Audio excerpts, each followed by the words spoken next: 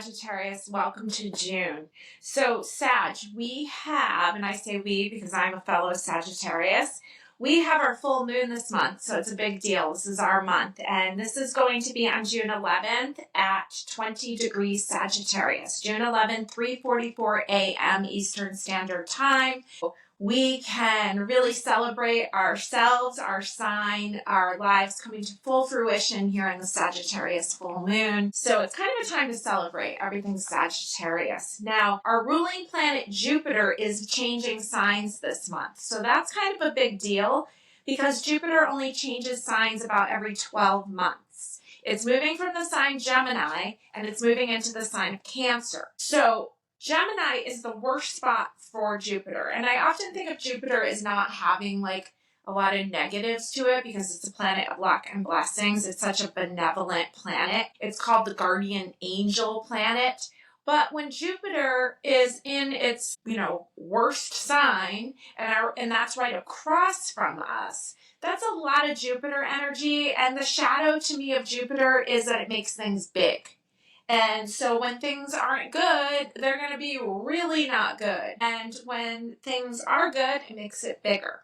Okay. But I find that I'm a Gemini moon, and I found that Jupiter in Gemini wasn't as beneficial as I thought it was going to be. Okay. I learned a lot this past year. So now Jupiter's moving into its best placement, Cancer. And remember, on June 25th, Jupiter will be Cazimi, which means it will be together with the sun in Cancer. It's a big deal. It doesn't happen that often. And it's the highest and best placement for Jupiter. So some astrologers are saying that this is the luckiest day, June 25th, since 2002, 23 years ago. So mark your calendar. I got my calendar marked from the 24th, 25th, 26th, just highlighted. Those are powerful days. Now, it's great days to spend time with your older people in your family. It's a great time to nurture. It's a great time for matters of the home. It's a great time to share abundance and good fortune. It's a great time for higher purpose because that's Jupiter, higher purpose, higher learning. If you're thinking about education, especially in matters of the home, I think of like interior design or construction, okay? And I'm hoping for myself, like I've said in the June month ahead, like I've been wanting to finish my kitchen. And so with Jupiter in Cancer rules the home and especially the kitchen to me. So I'm hoping that will be the result of Jupiter in Cancer for myself. Home matters and also fertile energy. And for those of you that are looking for babies, this is a fertile time. And for those of you like me who are not, this can be a fertile time for our hopes and our dreams. Now, we have the sun opposite us in the sign of Gemini until June 20th. By the way, Jupiter moves into Cancer on June 9th. It stays there till July 1st of 2026. So the opposition with the sun in Cancer until June 20th. So we have a trine going on this month with the planets in Aries. This trine's going to last a while because Neptune just moved into Aries, the planet of illusion and delusion. And Neptune's going to be there for, I think it's like 14 years. Okay, so this is going to give us a lot of creative energy and we can move forward with that. We also have Saturn moved into Aries. It'll be there for 2.5 years. So there's going to be that restriction, that kind of like the disciplinarian there keeping us in line. But remember, with Neptune and Saturn and Aries, we can make our dreams come true. We can make our creative projects into reality. Now, we also have a trine going on with Mars, the planet of action, in the sign of Leo until June 16th. So that's trining, that's forward, easy, flowing, moving energy in the heart-based sign of Leo. It will move into the sign of Virgo on the 17th of the month. And because Virgo's a mutable sign and you're a mutable sign, Sagittarius, we make a 90-degree angle. So it'll be easier for us to get things done earlier in the month. We have a sextile, positive aspect going on with the planet Pluto, and that's going to be going on for a very long time, like 19 years. So Pluto can bring us other people's money. Pluto can bring us power, and it's going to show us the change. But hopefully it'll show us the change that we need in a gentle way with the sextile going on. All right, so great month, Sagittarius. Let's pick some cards for us and see what we need to know here. I haven't looked at any of these cards yet. This is the Morgan Greer deck. We'll take one from there. My new favorite deck, the Magical Hours Tarot. And we will take two from that. This is a little booklet. And it's a great deck. All right, so let's see what Sagittarius needs to know. Got the Queen of the Moon Oracle. Let's see what we've got here. Your first card is the Justice card. So you're starting off with a major arcana, a Venus-ruled major arcana, major secret of life card. Justice is card number 11. It equals 2. It has themes of relationships, as Libra rules the house of relationships in astrology. Justice card is legal matters such as marriage, property ownership, all those kind of things. And so we're starting off here with a card of balance, harmony, and legal matters. Now, card number 2, we have the Page of Wands. So look at that archway with those beautiful flowers. I love it. Page, young energy, wands, kind of like fire energy, freedom energy, just like we like Sagittarius. So we've got a card of legal matters, kind of like taking care of the details, and then also this card of freedom, like where do I want to go next? What's the next adventure? So Sagittarius. The Page of Swords showing up, okay? That's quite a large sword.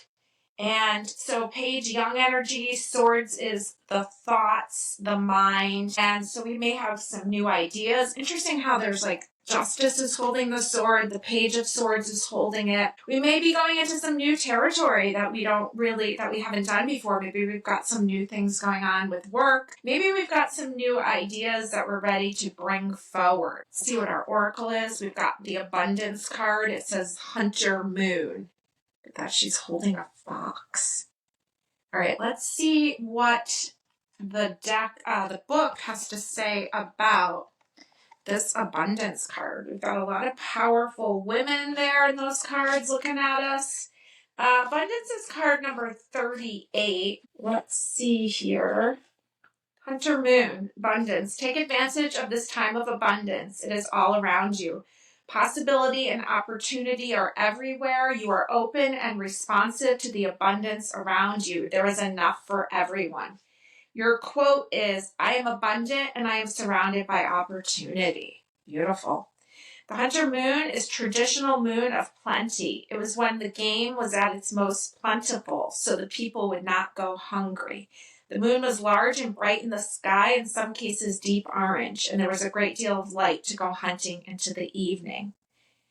Let's see what it says. As modern people, we are less used to these natural cycles of plenty and barrenness because most of us have stepped away from growing food and the natural environment. However, these cycles are still there even if we are not part of them consciously. The moon normally rises in October in the northern hemisphere, and so was before the winter snows. The companion stone is citrine. Okay, so citrine might be a good stone for you this month. It's just talking, basically getting the vibe that even if we're not, even if we're living inside and eating grocery store food and on our computers, we're still naturally, our body is naturally connected to the cycles. They're showing me that there's plenty there for you. I just think that you're putting something new into motion. Something almost like the Justice card almost feels like you're signing the dotted line on something. You're making a decision. You're seeing where the freedom is in that decision. I almost get that decision may have been hard for you before, but now you can see clearly. That's the vibe I'm getting from this. Let's move this to the back here. I like to got one more card and ask the question, what's the most important thing I need to tell Sagittarius? This card is jumping out to me. Let's see what it is. It's the Four of Pentacles. And so she's kind of holding on to all these coins. and she's kind of floating over like this Tudor home there. So she's holding on to what is hers, and Four of Pentacles can have themes of saving and really thinking about what's important and what's of value. All right, I really connect with that card. I hope you do too. Now let's go week by week here for the month. We're going to use our little everyday witch minis on the calendar. We're going to put one down for each week ahead. See what you need to know this month of June. Starting off with the 1st through the 7th, we have the 7 of Cups. So there's a lot of choices here. There's a lot of things up in the air. 7 of Cups is often when things are cloudy. Got to trust feeling. Looks like she's choosing love. 7 of Cups there, week 1. Week 2, the Hanged Man. And this is a card of divine delay. It's kind of just hanging out. Everything's fine. It's just kind of being held there. So maybe you take some quiet time the 2nd week of June. Maybe you don't have a lot of expectations there. Father's Day week, here's the 4 of Cups. It's very fixated on those 3 cups, but the cup of satisfaction is being delivered in the background, okay? Now, maybe this is you and your father, or maybe if your father's not, is on the other side, maybe the memory of him. And it's almost like look up so you can see the joy, okay? Now, the week of the 22nd through the 28th, you have the Ace of Wands. So it looks like the energy picks up a little speed here. Something new is showing up, something fiery. And our last week, the 29th, which goes into 4th of July week. Oh, the beautiful Nine of Pentacles. Okay, so it looks like you're relaxing, you're enjoying, taking some time out. Okay, I hope that you get to take some vacation vibes this month. Definitely looks like things start off cloudy because you got the 7 of Cups and then the Hanged Man, which is Pisces, and that's cloudy too. Then things start to clear up a little bit, okay? All right, let's roll some dice. You've got Pluto in the sign of Scorpio in the 10th house. So Pluto rules Scorpio, so there's a lot of power, change, there's a lot of psychic energy, and the 10th house is the house of your career and your long-term standing in the world, the house of your reputation. I don't know, to me, Pluto has a lot to do with other people's money, and it has a lot to do with power and transformation and change. And I already got the vibes of a legal contract here, and I think by the end of the month, you're almost like sitting pretty. I think something's going to work out really well for you this month, and you're going to trust feeling to guide you forward. Now, I'm going to use my charm bowl here, and let's throw some charms onto this calendar and see what we need to know here. Have fun with this. Now, I'm flipping all these Scrabble letters over and see what we've got. All right, I see the word steal, S-T-E-A-L. I also see the word steal, S-T-E-E-L. Steer, S-T-E-E-R. The word west, W-E-S-T.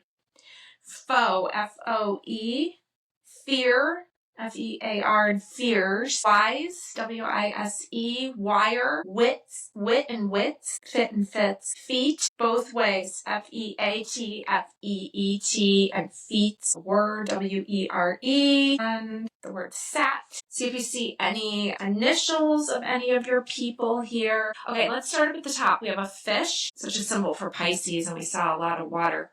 And like a hand up here.